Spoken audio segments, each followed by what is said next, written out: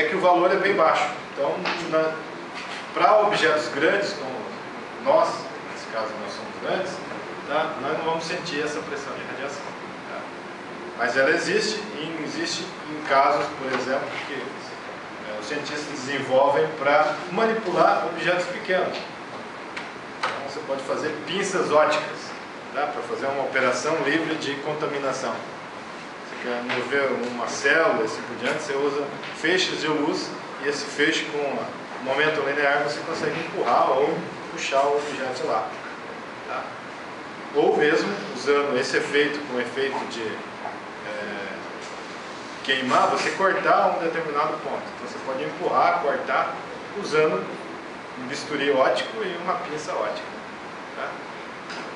E é claro que, como são fótons, são a luz, ele não vai carregar bactérias ou qualquer micro-organismo. Está livre disso daí.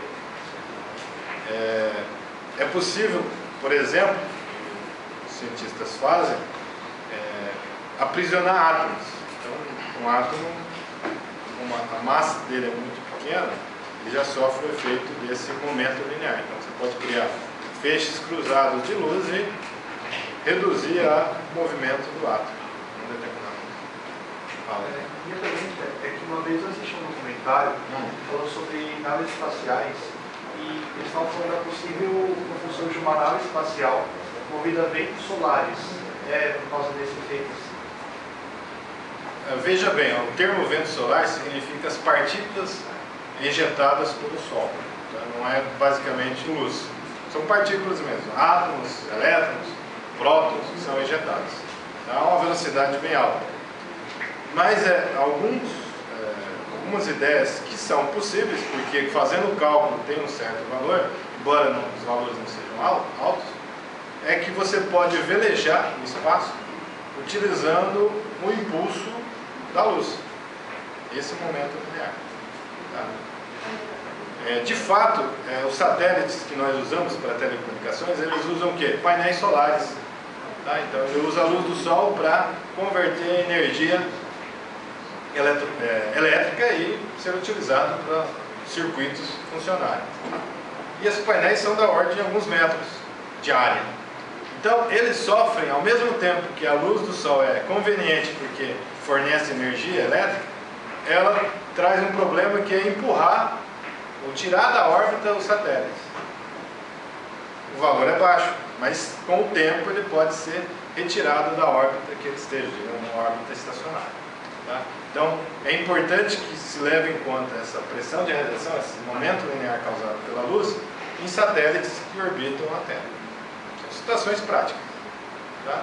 E aí, é claro que ele tem que ser, em determinados instantes, a órbita tem que ser corrigida para que ele volte, por exemplo, a ser um satélite geoestacionário, ou em outra situação, para o tempo de volta não seja modificado. Tá? Então são situações que ocorrem já hoje em dia. Tá? E é possível, tá? Assim, em teoria, não temos nenhum protótipo feito ainda, nem pela NASA, mas que se utilizar de vento solar ou luz solar para fazer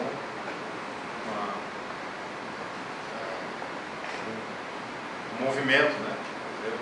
Sair da inércia de um determinado objeto espacial. Pode ser para uma nave, pode ser, por exemplo, para desviar um meteoro. Alguns pensam que é possível colocar algumas velas lá, né? Ao invés de subir com uma carga nuclear, que é perigoso, se ela explode antes de chegar ao destino, tem várias possibilidades. Mas é prático, só que o nível de valor é bem baixo, então a gente não vê no dia a dia. Tá? Sim. Nós não percebemos, embora exista e já é utilizado, né? Tem que ser corrigido em certas ocasiões, tá? Por exemplo, a pressão de radiação. Tá? Mas como é que a gente calcula essa pressão de radiação? Pressão vem porque é força sobre área. É a definição de...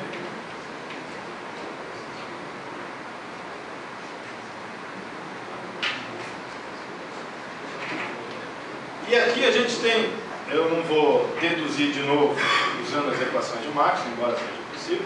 Eu vou fazer uma forma mais simples, embora não deduzida. Eu vou apenas definir para vocês, mas explicar o motivo dessa definição, de como se dá a pressão de radiação.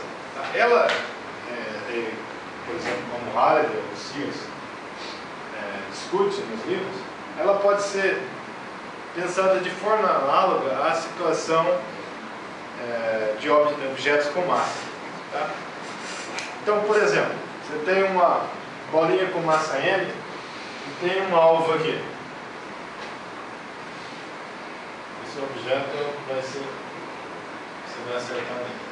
Tem uma bolinha com massa M e velocidade V. Qual que é o momento linear dessa partícula? P igual a mv. Aqui o P não é pressão, é momento linear.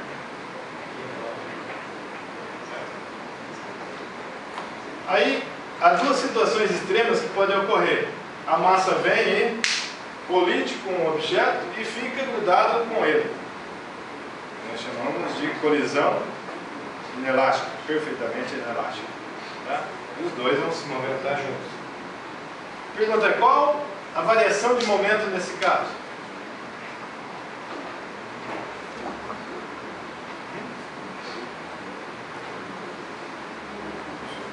Quanto de momento a bolinha transferiu para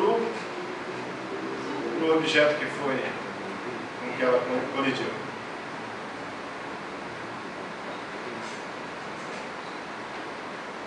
Digamos que ele seja muito maior, para simplificar, uma massa muito maior, e bateu e ficou lá. No caso, quando você joga uma bolinha na parede. A parede está atrelada a toda a massa inercial da Terra, então você acha que ela bateu e ficou. Qual a velocidade final da bolinha? Zero. Qual que é a variação de momento linear nesse caso? Final menos inicial. Isso dá quanto?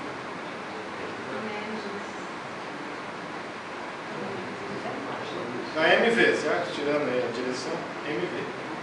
Agora vamos pensar na situação que você joga a bolinha e ela retorna. Um choque puramente elástico. Ela vai e volta, praticamente com a mesma velocidade. Bateu e voltou. Qual que é a variação de momento linear nesse caso? Não. Quer dizer, o momento linear no início era da esquerda para a direita, agora é da direita para a esquerda. O dobro. Então, há um caso em que o choque foi inelástico, que a variação de momento linear é mv. E no outro, que foi elástico, que a variação de momento é 2mv. No caso de radiação eletromagnética, a gente tem algo equivalente. Da seguinte maneira: quando é que a luz incide sobre o objeto e não volta? Em que circunstância? Não é refletido. Quando ele é opaco. Então, tem duas situações. Quando o objeto opaco ou absorvedor. Duas.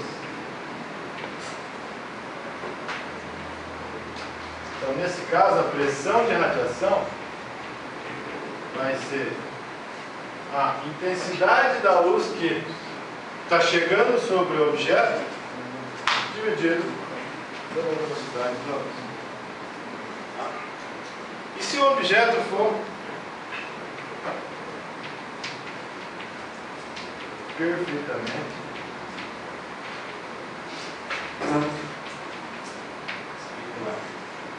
um espelho perfeito, vai refletir toda a luz que incidiu sobre ele. A pressão de radiação vai ser quanto? Vai ser o dobro disso, certo? Porque a luz foi e retornou, foi totalmente refletida. Então eu tenho pressão de radiação para ser 2. Tá?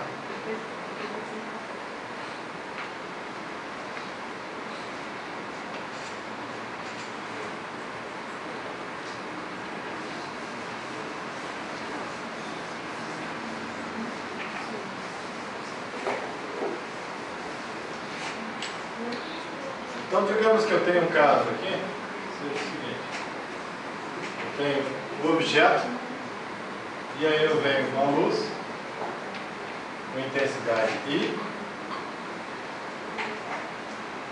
e aí eu descubro que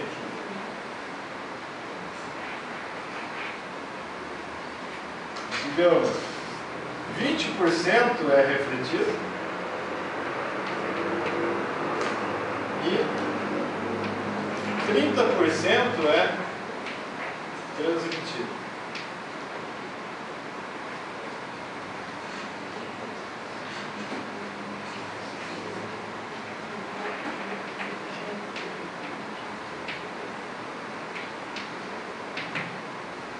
Isso significa quanto foi absorvido? Se 20 foi refletido, 30 passou pelo objeto, 50 foi absorvido no espaço. Então, 50%.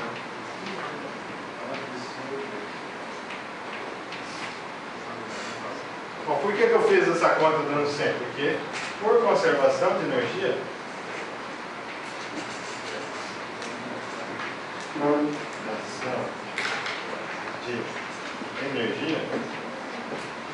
e vale também no caso de ondas eletromagnéticas, a intensidade absorvida mais a intensidade refletida mais a intensidade transmitida tem que ser a intensidade total incidente. Certo? Então eu tenho 20% mais 30% mais 50% igual a 100% da luz que foi incidida. Tá? Bom, ok. Se eu perguntar qual é a pressão de radiação exercida sobre esse objeto, digamos que seja uma célula fotovoltaica do satélite, esteja ocorrendo isso daí. Tá? Qual a pressão de radiação que está sobre ele?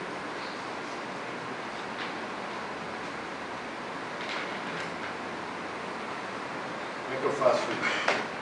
Pressão é força sobre área. Então eu posso pensar o seguinte, que a força é a força devido ao feixe, a parcela refletida, mais a força devido à parcela transmitida, mais a força devido à parcela absorvida. A força devida à parcela refletida é 2 vezes a intensidade que foi refletida, certo? Não é? Não é? Porque quando reflete totalmente é 2 isso sobre C. Mais a absorvida, 1 vez a absorvida. Mais a transmitida. Quanto é da transmitida? Qual é a pressão de radiação que a parcela transmitida ocasionou sobre o objeto?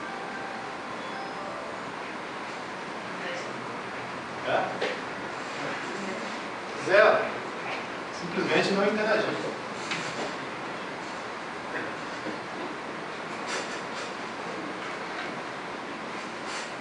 Certo? Então, o objeto é transparente para aquela radiação. A radiação não está interagindo com o objeto. Portanto, não vai ter pressão de radiação sobre ele. Nesse caso. Tá? Então, na situação que é 30, 50 e 20, como é que fica o cálculo? Digamos que eu tenha falado que o I é 1000 watts por metro quadrado. Como é que eu faço? 2 sobre C. Quanto que vale o I refletido? 0,2, que é 20%, 0,2 do valor incidente. Mais, 1 vez, o absorvido, quanto foi? 50%, mais 0,5 do I, mais 0, né? Essa é a pressão de radiação que eu tenho. O efeito da luz que foi refletida, o efeito da luz que foi absorvida, e 0 devido à luz que foi, a parcela da luz que foi transmitida. Nesse caso, se I for 1000 watts por metro quadrado, seria basicamente a intensidade equivalente da luz solar a nível estratosférico, antes de passar pela camada de atmosfera. Quanto que daria isso daí? A pressão de radiação é igual a I sobre C de quanto? De 2 vezes 0,2 dá 0,4 mais meio, né? Dá 0,9.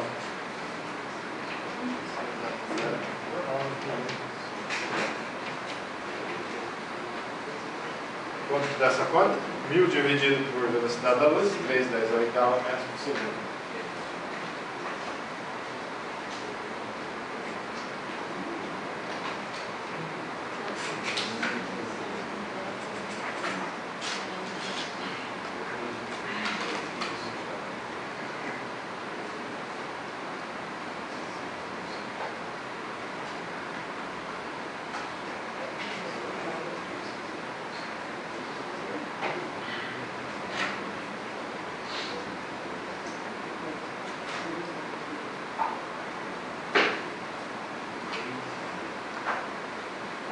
Zero 9 dividido por 3 vai dar 0,3. Quanto? 3 vezes 10 vezes 7. O quê?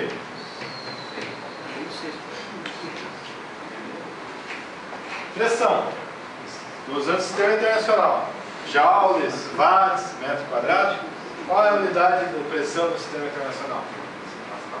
Pascal. O que é Pascal? Newton por metro quadrado, né? Força sobre área. Então, a cada metro quadrado